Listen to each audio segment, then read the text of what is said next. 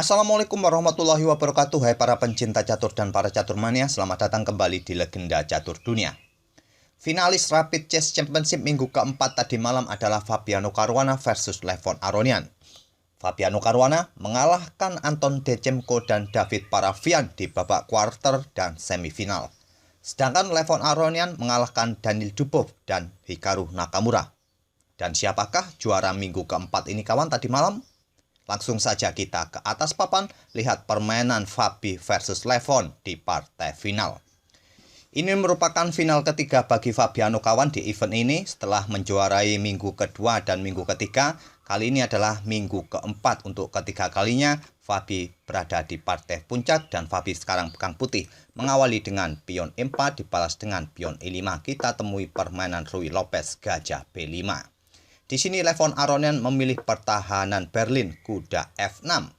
Dengan memainkan pertahanan Berlin seperti ini, kuda F6 ini kawan, biasanya inisiatif atau keinginan hitam adalah untuk mendapatkan permainan remis.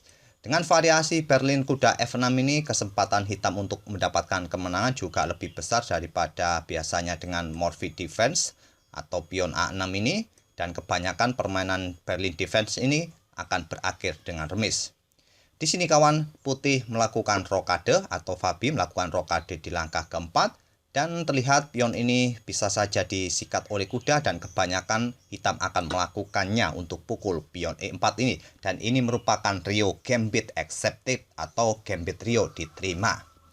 Selanjutnya adalah beteng E1. Ada juga kawan yang memainkan dengan pion D4. Variasi ini adalah variasi Berlin endgame, di mana kebanyakan pemain akan melakukan permainan endgame yang lebih cepat. Biasanya kuda akan kembali mundur ke D6 menyerang gajah.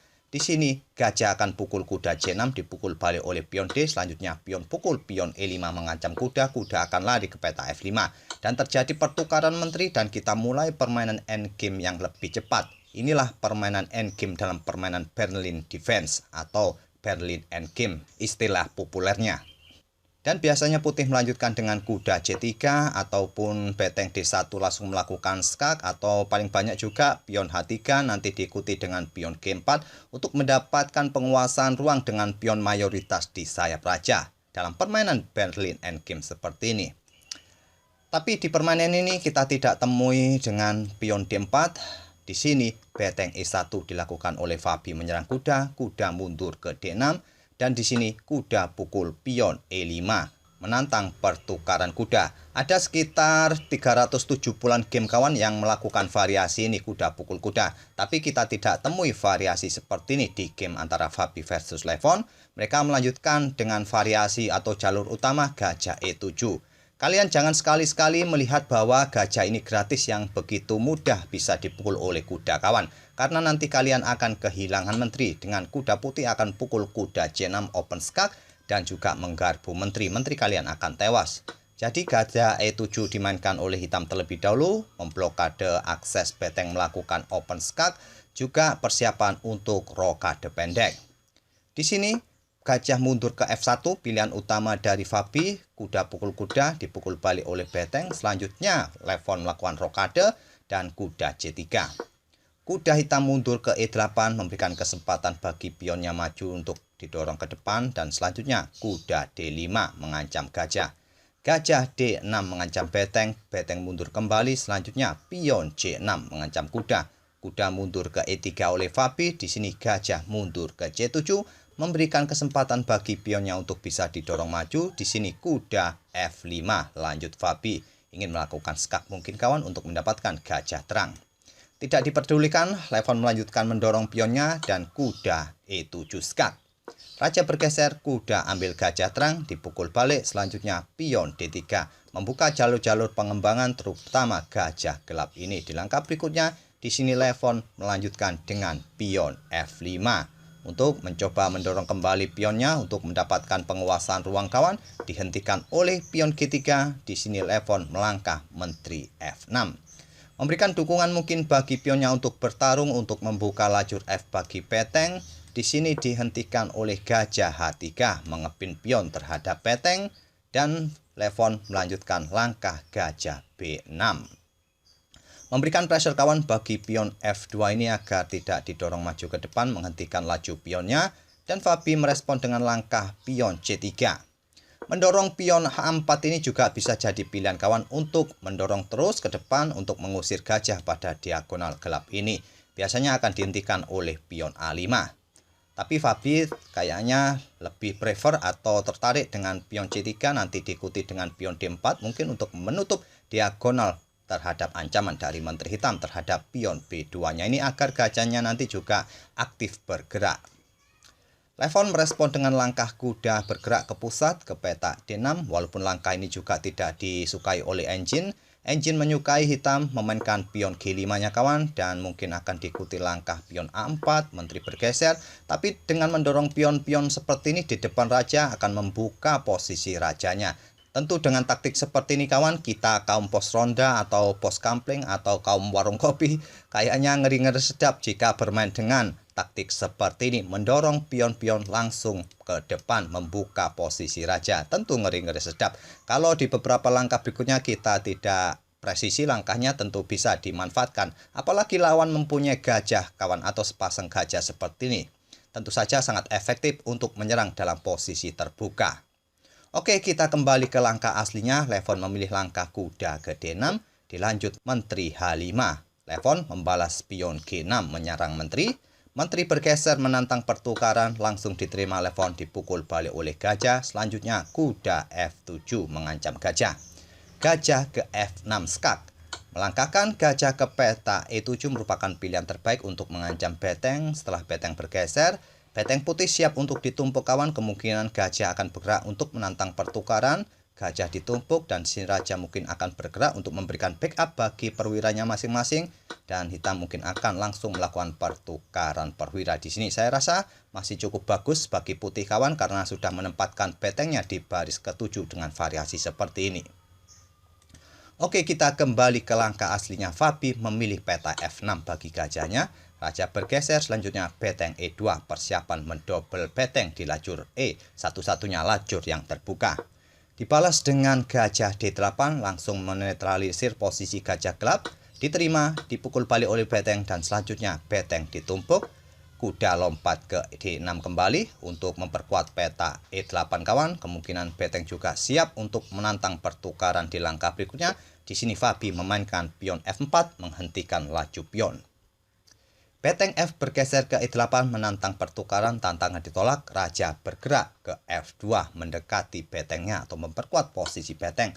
Levon langsung bertukar beteng, dipukul balik oleh beteng. Selanjutnya raja bergerak ke F7 untuk mengontrol petak-petak ini kawan agar tidak diduduki oleh beteng putih yang ingin menduduki baris ke-7 ini. Di sini Fabi mencoba mereposisi gajahnya ke diagonal ini. Karena diagonal ini juga sulit untuk dibuka kawan. Maksud saya di diagonal ini sulit untuk dibuka kawan. Walaupun mencoba mendorong pion G4, kita mungkin akan menahan pionnya agar tidak terjadi pertukaran. Walaupun terjadi pertukaran juga tidak ada masalah bagi hitam. Tapi putih mempunyai pion-pion yang terpisah seperti ini. Inilah yang mungkin ditakutkan oleh Fabi untuk langsung menantang pertukaran pion di lajur G untuk membuka diagonal ini. Fabi memilih langsung melangkahkan gajah ke G2, selanjutnya raja bergerak maju ke peta F6. Di sini Fabi membalas gajah F3. Beteng bergeser menantang pertukaran, langsung diterima oleh Fabi, dipukul balik oleh kuda, dan di langkah ke-32 ini kita temui endgame gajah versus kuda. Dalam permainan endgame seperti ini, gampang-gampang susah kawan. Kelebihan kuda bisa bergerak ke petak apapun, ke petak gelap, ke petak terang, bisa pukul pion yang ada di petak terang ataupun petak gelap, bisa dilakukan oleh kuda. Tapi gajah juga mempunyai keunggulan pada permainan terbuka dengan jangkauannya yang panjang. Walaupun nanti dia juga kesulitan untuk pukul pion lawan yang berada pada petak yang berlawanan warna dengan gajah ini. Tentu ada plus minusnya gajah versus kuda seperti ini. Kita lanjut saja, apakah kedua pemain mampu memaksimalkan kekuatan perwiranya masing-masing yang tersisa ini. Selanjutnya raja bergerak ke petak pusat oleh Fabi ke E3.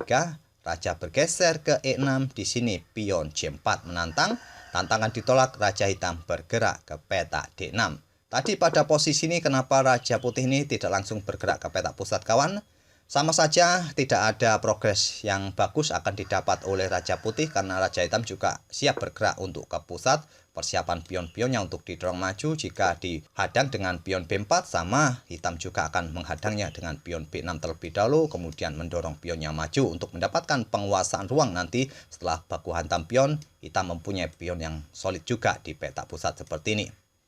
Fabi memilih memainkan pion C4-nya, raja hitam ke D6, selanjutnya pion H3 dan kuda mulai bergerak ke C7. Fabi melanjutkan dengan pion G4 menantang. Tantangan ditolak, Levon memilih pion C5. Di sini pion G pukul pion F5, dipukul balik oleh pion G. Dan sekarang posisi pion-pion di sayap raja mulai terpisah seperti ini kawan. Dan Fabi melihatnya ingin merebut pion-pion dengan raja untuk maju ke depan nanti mendapatkan pion-pion hitam di sayap raja ini. Dan Levon tidak tertarik untuk kembali menggeser rajanya mendekati pionnya. Dia terus mendorong pion sayap menterinya, pion B5. Pion B3 balas Fabi memperkuat posisi pion C4 dan pion A5.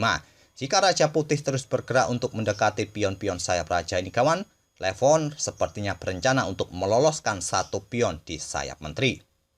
Fabi terus melanjutkan rencananya dengan raja ke G3 dan sekarang pion A4 lanjut hitam atau Levon. Langsung diterima oleh Fabi pion B pukul pion A4. Levon tidak pukul balik pion A, dia memilih pukul pion C4. Dan di sini dipukul balik oleh pion D, dipukul balik oleh pion D oleh Levon. Sekarang kawan, putih juga mempunyai pion bebas di sisi kiri papan, tapi hitam mempunyai tempo yang lebih cepat dengan pion bebas di lajur C ini. Tinggal 3 langkah atau 3 petak lagi. Apalagi kuda hitam ini juga siap menghadang pergerakan pion putih yang siap maju ini. Di sini kawan, petak terakhir adalah petak gelap yang sudah tidak bisa di backup lagi oleh gajahnya. 2 petak lagi atau 2 langkah lagi pergerakan pion hitam ini sulit untuk dihentikan, apalagi dengan kawalan rajanya nanti. Jika gajah mundur, raja mempunyai jalan untuk maju ke depan dan seterusnya bisa mengawal pionnya promosi. Oleh karena itu, petak atau lajur C butuh kawalan. Raja putih kembali ke F2 ingin mendekati pion-pion hitam ini. Pion C3 dan raja E3. Di sini pion C4 untuk menghentikan laju raja agar tidak bisa bergeser ke sisi kiri papan. Di sini Fabi menarik mundur gajahnya ke D1, melakukan langkah blunder. Niatannya untuk menghadang pergerakan pion ini maju ke depan. Tapi pada posisi seperti kalian lihat pada evaluasi indikator yang ada, di sini sebetulnya hitam unggul tipis kawan, nilai valuasinya hanya sekitar 0 sekian poin saja. Atau bisa dibilang masih dalam posisi seimbang atau posisi remis. Pada posisi ini engine menyarankan kita untuk melangkah raja ke peta E2 kawan. Tetap untuk mendekati pion ini jika tetap didorong maju. Kemungkinan permainan akan berlanjut seperti ini, raja ke C5 untuk mendekati pion putih ini kawan, atau mengawalnya dari sisi kiri papan nanti pion hitam ini maju ke depan. Dan di sini kalian bisa melanjutkan dengan raja mundur, raja hitam mendekati pion di B4, dan selanjutnya di sini kalian mungkin atau pada posisi ini kuda hitam ini bergerak ke peta ini kawan, ke peta E6 untuk mengincar pion. Kalian bisa melangkah pion A5 untuk mencoba menakut-nakuti raja hitam agar pion ini segera promosi, dan hitam mungkin akan melangkah raja mendekati pion, dan di sini pion didorong saja terus. Raja ambil pion, di sini gajah siap menggarpu kuda serta pion.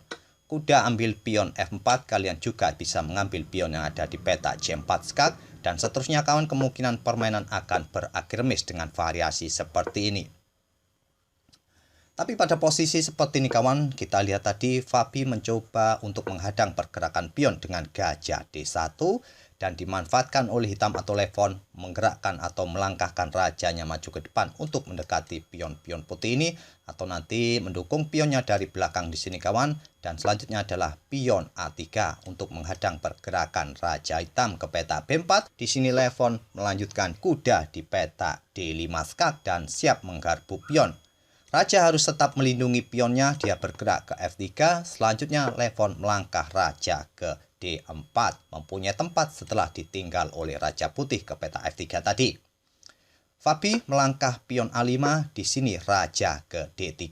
Dan pada posisi ini kawan, Fabi menyisakan waktu sekitar 4 detik, tapi sebelum dia sempat membuat langkah, Fabi sudah kehabisan waktu.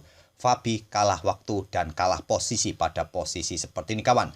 Pergerakan pion putih yang tinggal 3 peta ini promosi masih bisa dicegat oleh kuda hitam, yang nanti bisa lompat ke peta C7 ini kawan untuk menghadang pergerakan di peta A6 ataupun peta A8. Dan Raja Hitam sudah bisa mendekati Gajah Putih untuk mendukung pionnya promosi. Gajah nanti ini akan tewas untuk mengorbankan diri untuk pukul pion hitam nanti. Sampai di sini saya tidak perlu melanjutkan terlalu detail langkah-langkahnya. Sekalian simpel bisa melanjutkan game seperti ini. Hitam pasti akan menang kawan. Tidak ada kata remis pada posisi seperti ini. Oke, itulah kawan game di partai final antara Fabiano Caruana versus Levon Aronian pada minggu keempat. Dan Levon menjadi juara pada minggu keempat ini. Semoga permainan dari kedua pemain ini bisa menghibur kalian. Dan nanti sore insya Allah kita akan ulas satu game dari turnamen VIDA Grand Prix leg kedua di babak kelima. Dan kita akan bertemu di video-video berikutnya. Terima kasih. Wassalamualaikum warahmatullahi wabarakatuh.